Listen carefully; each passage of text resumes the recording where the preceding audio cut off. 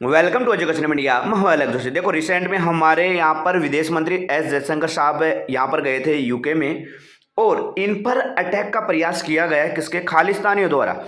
एक important meeting के लिए गए थे लंदन में, और लंदन जो यहाँ पर एक वीआईपी एरिया है जहाँ पर यूके गवर्नमेंट के ऑफिस है, वहीं पर मीटिंग करके जब ये बाहर आ रहे थे तो इन पर अटैक का प्रयास किया गया।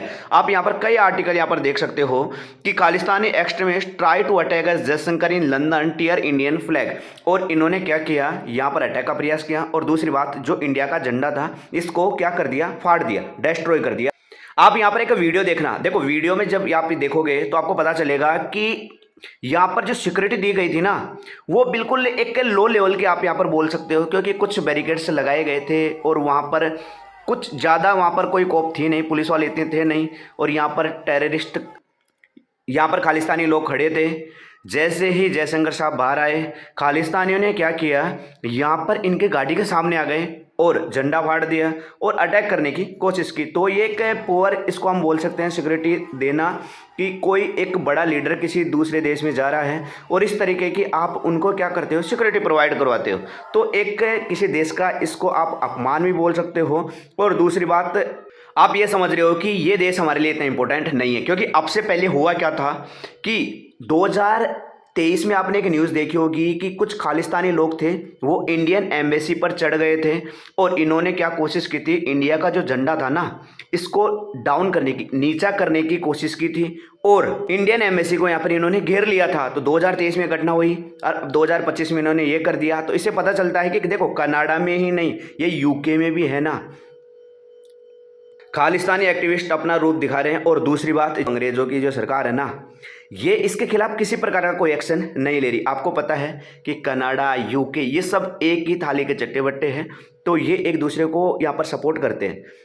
इसके बाद इंडिया ने ये कह दिया कि एक ये जो है ना, ये इस तरह की एक्टिविटी यहाँ हो रही है, अगर आप इतना वीआईपी एरिया में भी आप सिक्योरिटी नहीं दे रहे हो तो एक डेमोक्रेटिक फ्रीडम का एक मिसयूज है। यूके गवर्नमेंट को इसके बारे में सोचना चाहिए। देखो, यहाँ पर आप एक चीज़ देखोगे, deplore the misuse of democratic freedom by such elements. We expect the host governments in such of case to fully live up their diplomatic obligation, ME added। देखो, एक चीज़ मैं आपको बताऊं कि भारत ने ये कहा है कि जो डेमोक्रेटिक फ्रीडम है ना, इसका गलत यूज कर रहे हैं कुछ यहाँ पर एलिमेंट्स हैं, वो आपके कनाडा में भी है, यूके में भी है, वर्ल्ड में कई कंट्रीज में फैले हुए हैं, और इस तरीके से वो क्या करते हैं, एक डेमोक्रेटिक फ्रीडम का मिसयूज करते हैं। तो जो गवर्नमेंट है ना, जो होस्ट गवर्नमेंट है, होस्ट गवर्नमेंट मतलब आज हमारे जयशंकर साहब यूके में जा रहे हैं तो इनके लिए होस्ट गवर्नमेंट हो गई यूके, तो उनको क्या एक बड़ी सिक्योरिटी प्रोवाइड करवाना उनकी जिम्मेदारी है, क्योंकि ये एक तरीके का एक डिप्लोमेटिक ओब्लिगेशन है। और एक MEA एड, एक वियना कन्वेंशन हुआ था 1961 में, उसमें एक बात ये बोली गई थी कि जो डिप्लोमेट्स किसी दूसरे देश में अगर विजिट करते हैं, जिसमें आपके प्राइम मिनिस्टर हो, किसी देश के यहाँ पर राजदूत हो, एम्बेसडर जिसको हम बोलते हैं, या और कोई आपके विदेश मंत्री हो, अगर किसी दूसरे देश में विजिट करते हैं ना, तो उस देश की जिम्मेदारी है कि आप उसको क्या करो, इन लोगों को एक अच्छे लेवल की सिक्योरिटी प्रोवाइड करो। तो इस बारे में इंडिया ये कह रहा है कि आपने है ना, जो ये वियना कन्वेंशन था इसका भी क्या कर दिया है, उल्लंघन कर दिया है, आपने इसका कोई पालन नहीं किया। तो यूके को इसके बारे में थोड़ा यहाँ पर काम करने की ज़रूरत है, इन द फ्यूचर इस तरीके का कोई यहाँ पर इंसिडेंट नहीं हो। देखो, इंडिया ने ना, जो यहाँ पर ब्रिटिश एनवॉय के जो हाउसेज है दिल्ली में, हमारे इंडिया में, तो वहाँ पर उनके सामने एक पब्लिक टॉयलेट बनाने की बात कही थी कि हम यहाँ पर क्या करेंगे, पब्लिक टॉयलेट बनाएंगे। तो इसका इश्यू उठा दिया था किसने, यूके गवर्नमेंट ने, कि हमारा सिक्योरिटी यहाँ पर क्या हो जाएगी, खराब हो जाएगी। अगर पब्लिक टॉयलेट आप हमारे एनओए के हाउस के सामने बनाते हो तो इनका सिक्योरिटी का थोड़ा इशू रहेगा, तो आप इसको क्या करो, यहाँ पर मत बनाओ।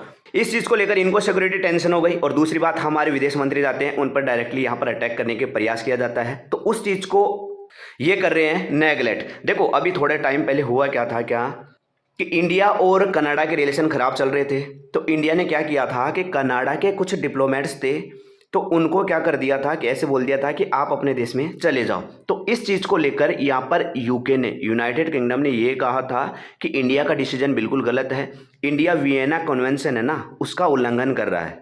इन्होंने साथ दे दिया था किसका, कनाडा का। लेकिन इंडिया ने इस चीज़ को एक्सप्लेन ये किया कि आप ये गलत बोल रहे हो कि हम वियना कन्वेंशन का उल्लंघन कर रहे हैं। रियलिटी ये है कि जितने यहाँ पर हमारे ऑफिशियल्स रहेंगे कनाडा में उतने ही हम इंडिया में रखेंगे। तो ये हमारा कोई यहाँ पर कोई भी हम इस कन्वेंशन का उल्लंघन नहीं कर रहे, जो बस हम यहाँ पर ऑफिशियल्स को या डिप्लोमेट्स को हम क्या कर रहे हैं, इक्वल कर रहे हैं। तो यूके कनाडा ये सब एक कंट्री है, एक जैसे कंट्री है। ये इन द फ्यूचर ये भी चाहते हैं कि इंडिया को थोड़ा नीचा दिखाया जाए, लेकिन ये ध्यान रखना पड़ेगा इनको कि डोनाल्ड ट्रंप अभी पावर में है और इंडिया के बड़े सपोर्टर हैं। तो इससे इनको क्या हो सकता है, नुकसान हो सकता है, क्योंकि डोनाल्ड ट्रंप है वो लगातार टैरिफ लगाने की बात कर रहे हैं, किस पर, यूके पर, कनाडा पर। तो इनको ये ध्यान रखना है कि डोनाल्ड ट्रंप अगर इंडिया के साथ है तो इनको इन द फ्यूचर यहाँ पर प्रॉब्लम हो सकती है। तो इन द फ्यूचर किस टाइप की यहाँ पर न्यूज़ आती है मैं सब आप तक लेकर आता रहूँगा। वीडियो अच्छा लगे तो लाइक करना, चैनल सब्सक्राइब करना। मिलेंगे नेक्स्ट वीडियो में, जब तक ले जय हिंद जय भारत।